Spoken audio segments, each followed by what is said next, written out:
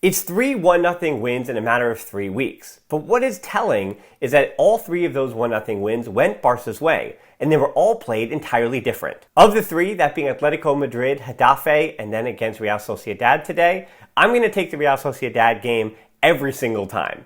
As far as watchability goes, at least. It did get nervy at the end, and we'll get into that, of course, but don't let that distract you from just how, I'd say, enjoyable this game actually was. So let's do it. The 5 headlines from Barcelona's 1-0 win in the quarterfinals of the Copa del Rey against Real Sociedad. Headline 1 is Xavi's Gala 11. In the past, again, I started this podcast during the Ernesto Valverde era, so I will say that Gala 11 idea has come with a little bit of weight to it. But for Xavi, I think it's a good thing that he is finally, now after more than a year in the job, carved out an 11 that he can trust in the biggest of big games, and an 11 that also won a trophy this season, Xavi's first trophy against Real Madrid. And it does, that being in January, come perfectly in the domestic schedule to figure out who the 11 players that you do trust when your back is up against the wall. That's Lewandowski and Dembele. That's in that 4-man midfield of Busquets, of De Jong, of Xavi, of Pedri. It's Balde, Christensen, Araujo, and Koundé, with Koundé and Araujo being switchable depending on the matchup, and then obviously Ter Stegen in net. And before this game began, all things were kind of leading to a Barcelona win, and that seems to be when you get caught. But history did tell us that this was Barca's to lose. They've only been eliminated in 2 of their 12 Copa del Rey ties against Real Sociedad all time, including 3 finals. The last time that they were eliminated was the last 16 in 1980. It was a 2-1 win in the first leg and an 0-3 defeat in the second leg. So Barcelona history was telling us that it was all going to be about the Blaugrana, as well as having the draw pick them first in this matchup. So the first opportunity they had when they didn't go on the road to a lower level seed, well, they got to play against Real Sociedad and they got to do it at home. But I still think Barcelona did have to answer some questions tactically, especially when you look at the construction of these midfields, where this entire game was decided. Barcelona going with their box or square, whatever you want to call it, midfield, and with Real Sociedad being really comfortable playing in that diamond. That meant there was a lot of decisions for Kubo to try to either mark Busquets or De Jong, which is too much to ask of Kubo. But Kubo also found space by playing off Busquets' shoulder away from De Jong, so that wound up being one of those tactical questions that both coaches would have to answer. And the concern going into this game was also how Barca was going to deal with Imion's high press. But even that question, it was hard to answer because they didn't have much of one until about the last 10 minutes of the contest, when Barcelona were trying to fend off a 10-man Real Sociedad. Because Barcelona 11v11 kind of had this one figured out. Busquets and De Jong both would drop in between the center backs to add that extra man in the build-up, but the other one would go wide, usually to support Balde, who was already pushed forward for any long balls, for which Barcelona had some success with basically playing, once again, that 3-2-5 in possession, where you had Xavi and Pedri operating the half spaces, you had Dembele on the right, Balde on the left, and Lewandowski also making runs behind in the middle. And sometimes Barcelona doesn't decide to hit those balls, but against Real Sociedad, a team that can be a bit more up and down, it isn't just going to be settled into that shape, well, they were able to get those balls over the top with a little greater effect today. And Barcelona also benefited from the choices that Real Sociedad had to make with their own lineup. It was a huge game for the 19-year-old for them, Pablo Marin, the 19-year-old La Real midfielder, but also put Brais Mendez and Takefusa Kubo in different roles, with Zubimendi still doing his similar job, but without Mikel Moreno or David Silva. This game was also one of those times where we could have all been introduced to Sorloth, and I think we were just a bit, but he was in good form coming into this match, so that could have also been trouble for Barca. Headline 2 is De Jong for 45, because Barcelona were on the front foot. Yes, there are the omissions for Real Sociedad, and I think a huge part of the fact that De Jong plays a very similar role to what Mikel Moreno does for Real Sociedad, in the way that Zubimendi is seen as this replacement for Busquets, because he does play a very similar role, and you do see that Moreno and Zubimendi partnership working in the third-place team in the Liga in tandem in a very similar way that we are seeing in the last month, the best version, I think, of Busquets and De Jong next to each other. But at least in the first 45 minutes, I thought De Jong was superb in this match. I give him a 9.5 out of 10, again, for at least the first 45 minutes, and, well, things changed in the second half. But I think the reason he was a key was the very same thing I said was missing against Getafe. Seems like Xavi was really trusting De Jong to operate in that chaos. We do say that Xavi is pretty pragmatic, but he didn't. He actually trusted De Jong to trust his instincts, that being De Jong's instincts. Drop in when he's supposed to, go out wide to the wing when necessary, and then also push forward and make runs into the box when that space is there. He was operating all over the field, and that was causing Real Sociedad a lot of headaches, because very much like Barcelona, Real Sociedad's defense is built on that positional play.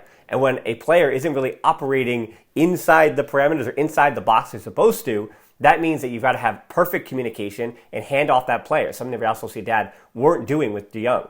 And it's a shame that De Jong didn't hit on that sliding attempt in the 20th minute, and he couldn't get out of the way for the shot that wound up being offside that hit off him that was on its way to goal. Should have been the first goal of the game, but because De Jong was just in the wrong position because he had made that run into the box. So a bit unlucky, but I still give a 9.5 out of 10 for the first half because De Jong was the key to opening up that tactical box. But I can't go too far from De Jong. I probably should have said De Jong and Busquets for 45, but I also thought Busquets was good in the second half as well. There's a good argument that this, even though it was 1-0, was the best performance that we have seen De Jong and Busquets together this season. And that is certainly something I want to talk more on the podcast about. Barcelona controlled, and I do say controlled, they did control the first half of this game because that midfield four, Xavi was tinkering for the last year and a half, but they've really figured it out now. De Jong knows where he needs to be, Busquets knows where he needs to be, and Gavi and Pedri are much farther forward, and they're also stretching vertically the field with their runs in behind. Both were tirelessly making those runs, and even though Gavi and Pedri didn't feel like it was entirely their day, they still did their job, and that stretched Real Sociedad out. Headline 3 is Brais Mendez sees red. This game is kind of going to be defined by that moment. And unfortunately, this game is also defined by Gil Manzano, the same way that Lewandowski red card kind of a little bit defined that game as well. But it's weird because honestly, I think that if Mendez doesn't get that red, Barca actually win by more than 1-0. I think, as I've been very clear, the way that Real Sociedad play at their best and the way that system is built, losing Moreno and Silva at the same time, that winds up being a huge loss because Mendez was being asked to play in a different position than he's used to playing, and I think he was being given a bit too many defensive responsibilities that we usually don't see him have. Because don't get this match twisted, I know he was poor, but he has arguably been the best player in the Liga this season, and I don't say that lightly. He has been unbelievable for them. He's the main reason, I think, more than any other, that they are third in the Liga table. And don't get it twisted about Spain, it's just the two and then everybody else. No, Real Sociedad have been keeping pace rather well and deserve their plaudits with Mendez at the middle of it. But again, being forced to defend in ways that he is unaccustomed to in this kind of game, he ends up getting that foul on Lewandowski, which if it's a yellow, he doesn't lean in and lunge on Busquets, where he picks up, I think would have been the second yellow in theory, but that's why he gets the straight red. So it's a bit unfortunate, I think, for Mendez that he didn't get the earlier yellow, if that makes any sense. Instead, he gets a straight red on a pretty nasty tackle on Busquets. But that's what made it so weird, because Barcelona could not take advantage of that extra man. Real Sociedad continue to force Barca to beat them down the wing, which is their game plan. They want to use that diamond to muck up the middle of the field, and not in a, we kick you, but they do have the talent and the technical ability to also build up through the middle of play. But they want to use their wings in 1v1 situations and force you to beat them out there. And unfortunately for Barcelona, Balde didn't bring his best today, so on the left, they were losing a bit of something. Again, you didn't have Dembele and Rafinha, you don't want to deal with that with your Gala 11. So it was all about Dembele on the right, because Balde wasn't really giving you as much on the left. Nearing the end of that first half, there was a nice little 1-2 between Koundé and Dembele. Koundé cuts it back and just goes wide of Ramiro's goal. And at that point, it was 2 of 9 on target for Barca, and La Real were 1 of 1. The one that hit the crossbar that Ter Stegen seemed to have covered, that was the one time that Real Sociedad probably could have got one on frame and put one behind Ter Stegen in that first half. Then the second half comes along and Barca still can't take their chances. Araujo receives on a De Jong delivery up into the box, and once again, it's Koundé who whiffs on it, cannot get something clean. Headline 4 is explosive Dembele, because fortunately for Barcelona, they did have Dembele, and they had that Dembele. They had the guy, the Dembele today, and that's the reason why they won this game. It was one of those goals that he scored that, early in the game, you kind of felt it coming. In his 18th minute, he gets forward, but he's wide on the shot, but you could see that explosiveness. And if Real Sociedad are going to say, hey, beat us in 1v1 situations, we're not going to bring that extra defender. We want to make sure we're defending the box more than anything else, and we're defending the middle of the field. So if they're not going to give up that, and they're going to close off all the space from Lewandowski, that means that there is an opportunity for Dembele in 1v1 situations. And if he's going to make the right decisions, then there's nothing that anybody could do, I think, in world football with this kind of Dembele. And surely the space that he was given was amplified once Mendez got that red card. So I think Dembele is the one player who benefited from the red card because, again, as I said, collectively as a team, Barcelona did not, because Real Sociedad, their defensive transition is always good, but they were able to settle in a bit more, and that mucked up that game and did make those defensive transitions for Barcelona more difficult because of the numerical advantages they were given. Koundé was out of position a few times there in the second half, and that just made it a little bit tough. But back to the Dembele goal, he had a bit of work to do as well. He got forward, again, in that 1v1 situation, but the finish was all power with his right foot. It was a perfect run to keep Ramiro stuck on his line due to Lewandowski's run. And you could see Ramiro hop and prepare for the cross, and just as he does that, Dembele puts his whole boot behind it and beats him with power. And as I said, at times this season, it's felt like Dembele has gotten a goal when it felt like he wasn't really the guy from whistle to whistle, but today he was. Well, at least until he came out in the 84th minute. But this is the Dembele everybody asked for, so I will be taking no Dembele slander down in the comments below. And headline 5, unfortunately, is still made to suffer.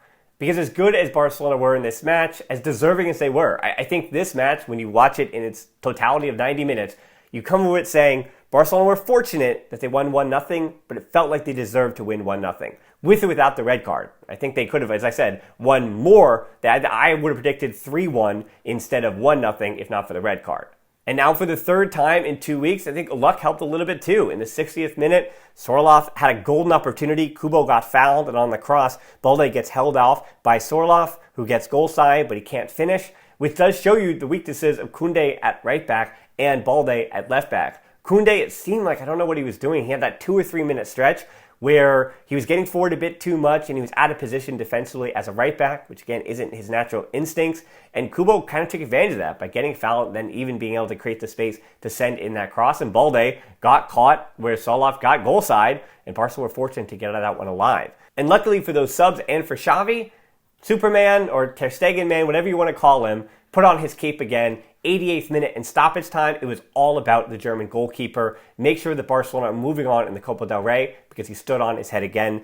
88th minute saves the game. Robert Navarro's shot is knocked away, and then he closes down the near post, then punching it away in the ensuing corner. 93rd minute does it again. And so because of Dembele, De Jong, Busquets, and Marc-Andre Ter Stegen, for me, I think those four were just class on the night. Some other players like Araujo, Christensen, they had good performances. Again, a 1-0, another clean sheet for the defense, so you've got to compliment them. Again, Koundé wasn't bad. He just had a few shaky minutes there. Balde as well. When he came off, it made sense to take him off in that position. Rafinha didn't do too much, and neither did the other subs when they came on. But Barcelona did enough today against an opponent that's always going to give them all that they have, but Barcelona usually have their number. So they did take care of business. They put this one in the history books, and Barcelona moving on to the semifinal. And we will talk more about this quarterfinal matchup tomorrow on the podcast, so that'll be out in a few hours. Subscribe so you don't miss it. And as always, until next time, Forza Barça.